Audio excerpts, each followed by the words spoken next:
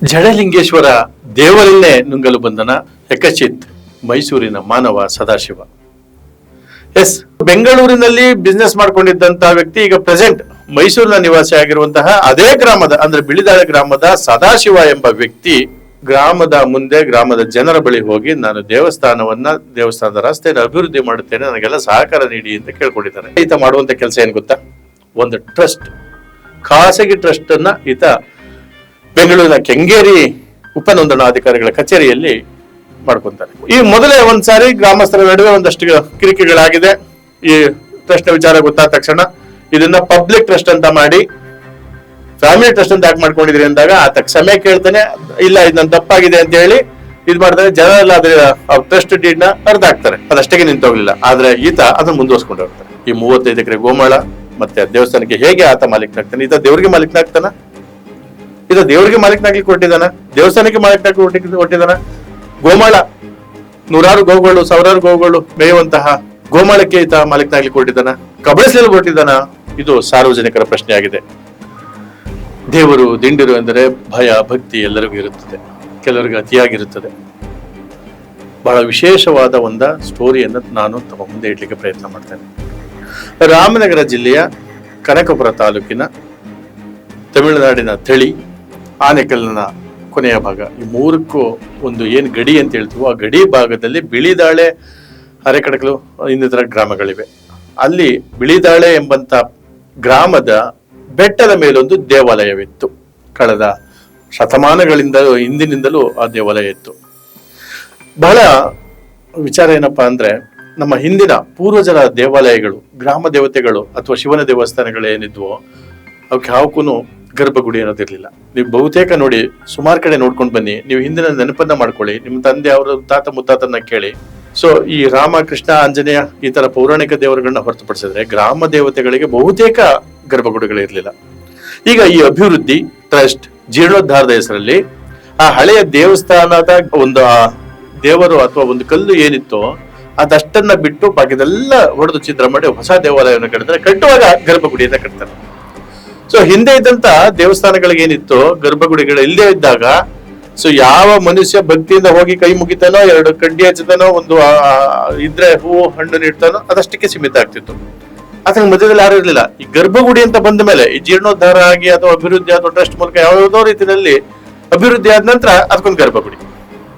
ಆ ಗರ್ಭಗುಡಿ ಆಗ್ತಾ ಅಂದ್ರೆ ಮಧ್ಯದಲ್ಲಿ ದೇವರಿಗೂ ಮತ್ತೆ ಭಕ್ತನಿಗೂ ನಡುವೆ ಪೂಜಾರಿ, ದಲ್ಲಾಳಿ, ಈ ಮಟ್ಟಿಗೆ ಆಗೋಗಿದೆ. ಅದೇ ರೀತಿಯಲ್ಲಿ ಈ ಬಿಳಿದಾಳೆ ಎನ್ನುವಂತ ಗ್ರಾಮದಲ್ಲಿರುವಂತಹ ಒಂದು ಬೆಟ್ಟದ ಮೇಲೆ ಒಂದು ಪುಟ್ಟ ದೇವಸ್ಥಾನ, ಶ್ರೀ ಜಡಲಿಂಗೇಶ್ವರ ಸ್ವಾಮಿ ದೇವಸ್ಥಾನ ಇತ್ತು. ಯಾರು ಬೇಕಾಗಿರ್ಲಿಲ್ಲ.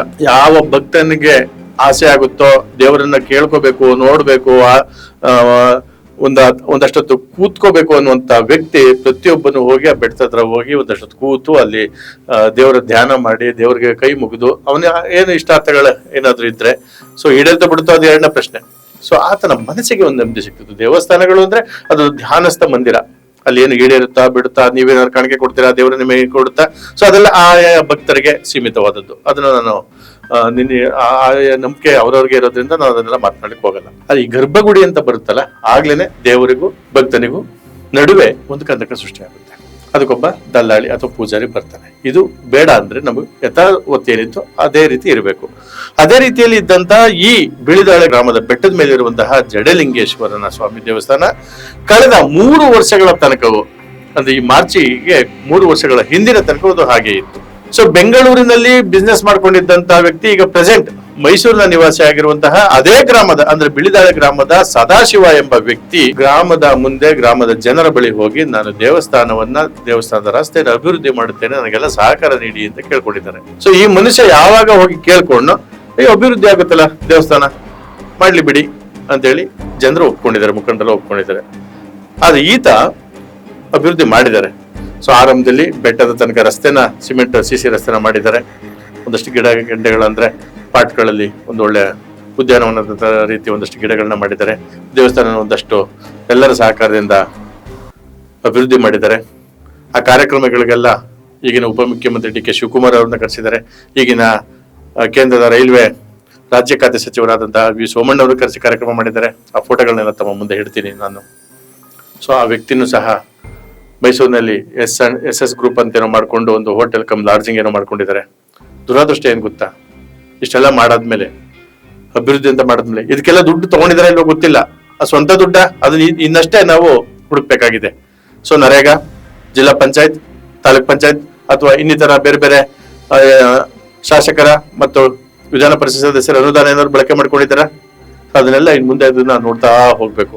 ಆಗ ಇವರು ನಿಜವಾಗ್ಲೂ ಸ್ವಂತ ದುಡ್ಡು ಅಭಿವೃದ್ಧಿ ಮಾಡಿದಾರ ಅದು ಬೇರೆ ಏನಾದ್ರು ಯಾವ್ದು ಅನುದಾನ ತಗೊಂಡ್ ಮಾಡಿದಾರ, ಇದು ಸಾರ್ವಜನಿಕರಿಗೆ ಗೊತ್ತಿಲ್ವಾ?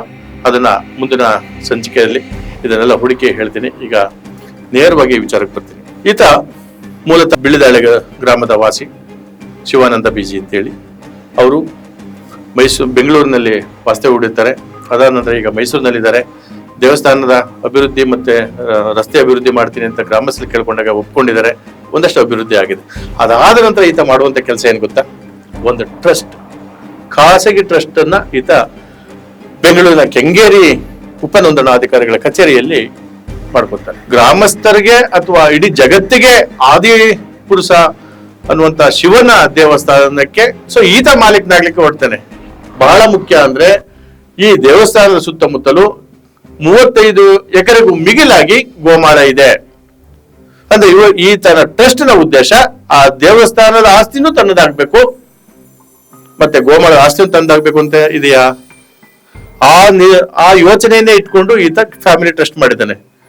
ನಾನು ನಿಮ್ಗೆ ತೋರಿಸ್ತೀನಿ ಗೆಳೆಯರೆ.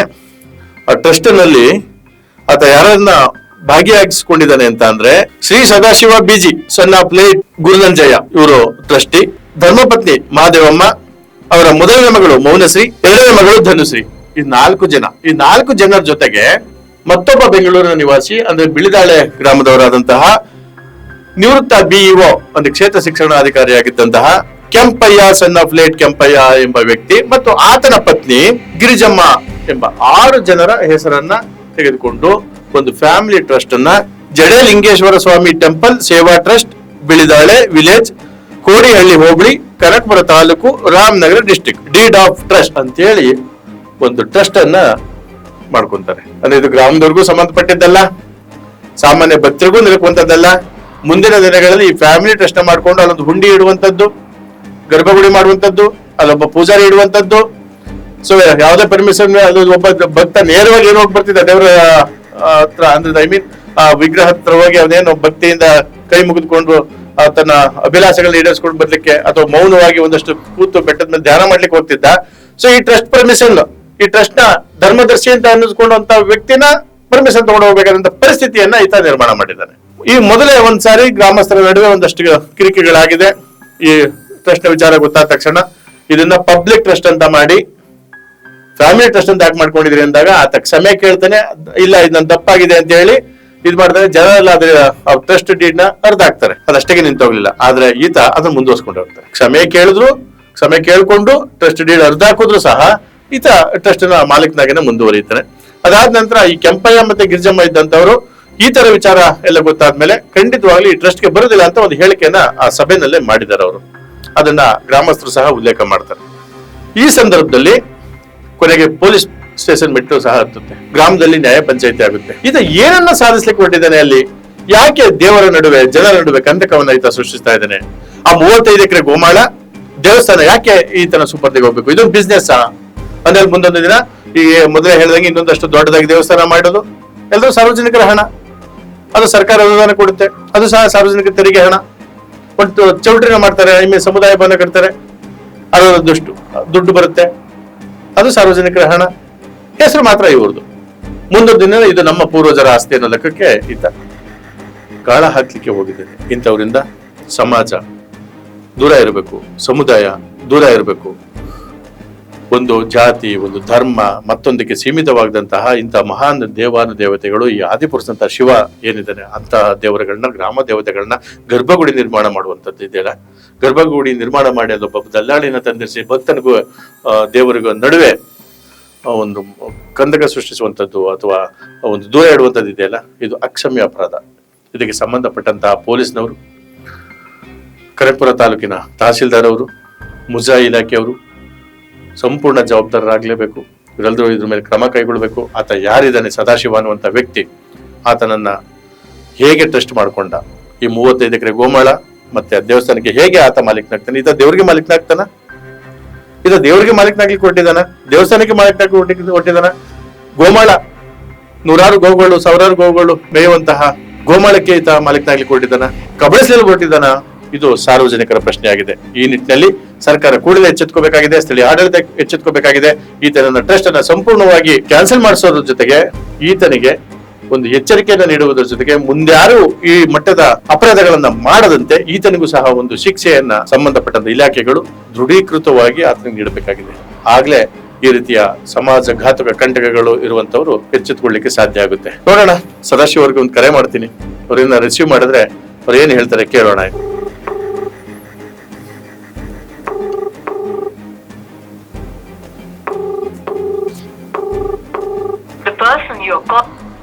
ಫೋನ್ ರಿಸೀವ್ ಮಾಡ್ತಾ ಇಲ್ಲ, ಇನ್ನೊಮ್ಮೆ ಟ್ರೈ ಮಾಡ್ತೀನಿ. ಈಗಲೂ ರಿಸೀವ್ ಮಾಡ್ಲಿಲ್ಲ ಅಂದ್ರೆ ಈ ವಿಡಿಯೋ ನೋಡಿದ ಮೇಲಾದ್ರೂ, ನಮ್ಮ ಸುದ್ದಿಯನ್ನು ನೋಡಿದ ಮೇಲಾದ್ರೂ ಅವರು ಉತ್ತರ ಕೊಡ್ತಾರ? ಸಾರ್ವಜನಿಕರಿಗೆ ಏನು ಉತ್ತರ ಕೊಡ್ತಾರೆ? ಗ್ರಾಮಸ್ಥರಿಗೆ ಏನು ಉತ್ತರ ಕೊಡ್ತಾರೆ? ಇದು ತಪ್ಪು ಅಂತ ಒಪ್ಕೋತಾರ? ಮುಂದೆ ಏನಾಗುತ್ತೆ? ಸ್ಥಳೀಯ ಆಡಳಿತ ಏನು ಕ್ರಮ ಕೈಗೊಳ್ಳುತ್ತೆ? ಸೊ ಕಾದ್ ನೋಡೋಣ. 2 ಬಾರಿ ಕರೆಯನ್ನ ಮಾಡಿದ್ರು ಸಹ ಆತ ಸ್ವೀಕರಿಸಲಿಲ್ಲ. ಎಲ್ಲೋ ಒಂದ್ ಕಡೆ ಗೊತ್ತಿದೆಯಾ?